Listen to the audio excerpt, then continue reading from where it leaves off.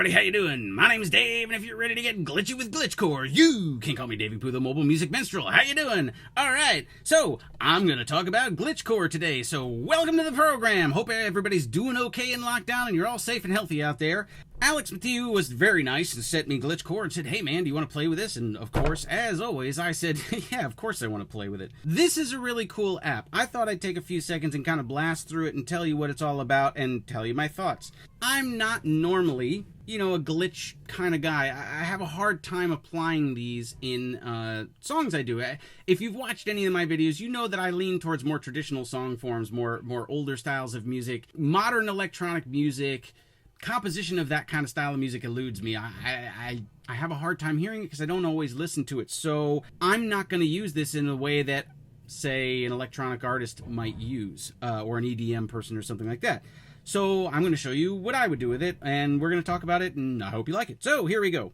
I've got an instance of Egoist up here. I wanted to have something that provided a bunch of different instruments, so I didn't have to do a lot of setup ahead of the video, to be honest. So I've got this groove going on here. Got a bass line and drums. Got a bass line and some drums. Okay, so I'm going to turn the effects off the bass. And in fact, I'm going to turn the bass off right now and just use the drums. I'm going to run the drums through GlitchCore. Okay, so GlitchCore records the incoming audio and then manipulates it in real time. So one of the things here, the first thing I want to show you is the freeze. Now, what's happening right now, as soon as I click that, it's playing back the recorded audio inside GlitchCore. It's not playing back anything coming through it from Egoist. So I can manipulate this, and I can a little more willy-nilly. Now, if I click on the little four boxes here, it runs the sequencer over here. The sequencer is, a slicer and dicer, and if I hit the random button down here on the bottom, you can hear now that it's chopping all the audio and it's redividing it.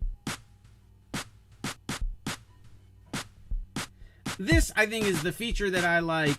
Well, it's tied for the feature I like most. I think that this is just brilliant.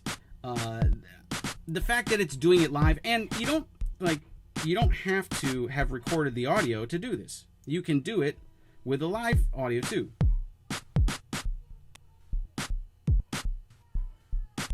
Now, what happens if I add the bass back in there with that?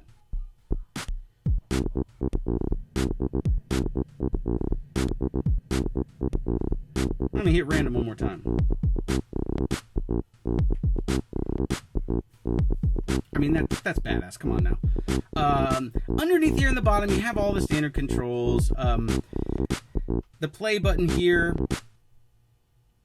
Stop that. Okay, so the play button here will play through 1, 2, 3, all these different scenes, so you can have different setups.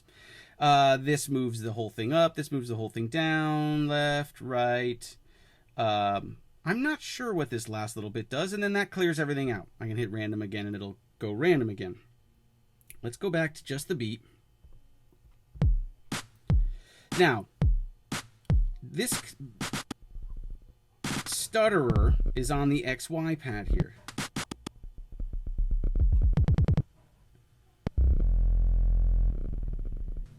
So, just by pressing down, I can live stutter, or I can hit that button and it'll do it for me. And then wherever I set the XY pad is where it will loop. I can extend the amount that it loops from. Okay. Oops, I'm sorry, that's the wrong feature. I can extend the amount that it loops from. Okay, here, I'm looping within just this frame. Okay. And then lastly over here, you've got the settings button. Now, I know I kind of jumped around a little bit, but it's just how I hear this thing. One more time to go through them in a little more succinct manner. Here you've got your looper. Here you've got your sequencer. Here you've got the XY pad stutterer. This is a feature we didn't cover. This is cool. Let's put the bass line back on for a second. This, that's why that one is tied for my favorite. I like the sequencer, but I love the backwards. That's really cool. Okay, then you got freeze here, which records the audio and freezes it, and then you've got your settings.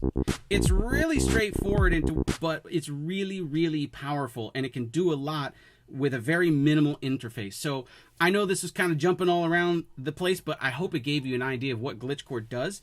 You know, as I said in the beginning, this is not something that I would normally gravitate towards. I wouldn't have bought this just because I see the name and I'm not really a glitch person. This is fantastic, though.